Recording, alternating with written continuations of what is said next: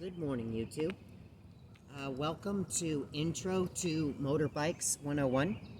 I am here in front of my Honda VTX 1300.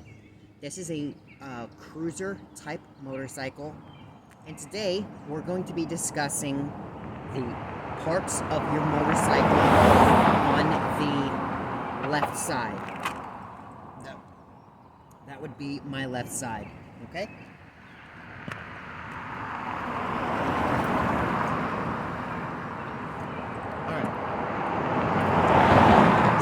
First and foremost, this is going to be my left turn signal here, indicated by the amber cover, okay?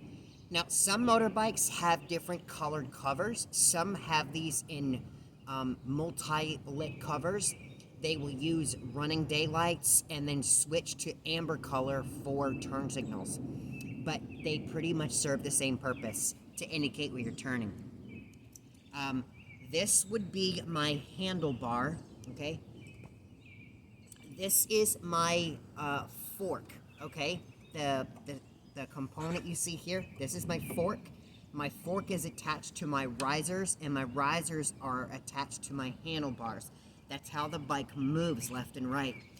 So this would be my left hand grip, okay? This one does not move, folks. This one, I know you guys are used to twisting your wrist, but this one doesn't move, okay?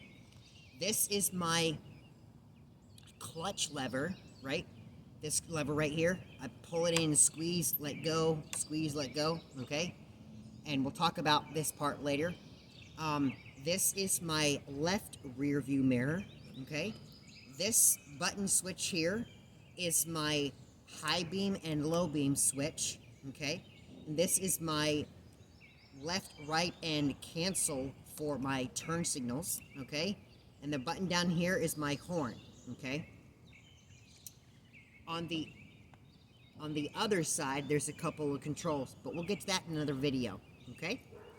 Let's get off the bike. All right, folks.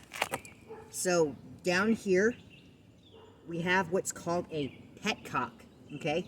This basically allows me to divide where the fuel is being sent to via my gas tank, my reserve tank, or to completely cut it off from sending it into the ignition coils, okay?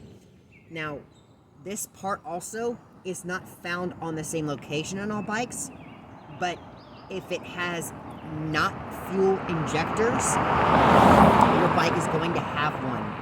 It's the choke.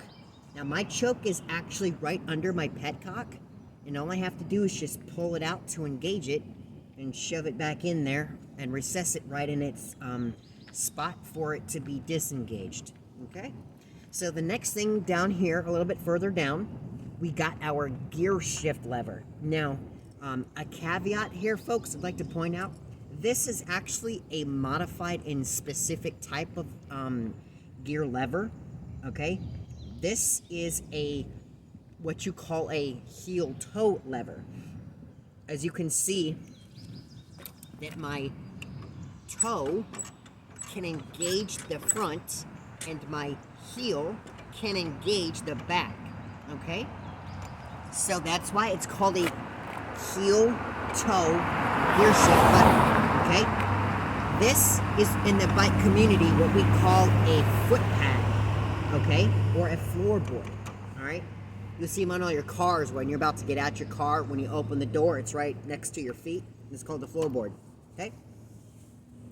So this here is going to be your kickstand. This allows the bike to lean on its own, okay? For it to be stored while it's not in motion, okay? Right here, this is our ignition switch. Again, folks, this piece here, this is actually not going to be found on the same location on all bikes, but it serves the same purpose. And it's pretty much self-explanatory, but it just provides power via my key, right? Turn it on, turn it off. Simple as that. Next, we have the passenger foot peg, okay? This actually, guys, believe it or not, is a passenger seat, okay? I'm actually able to let a passenger ride on my bike with me.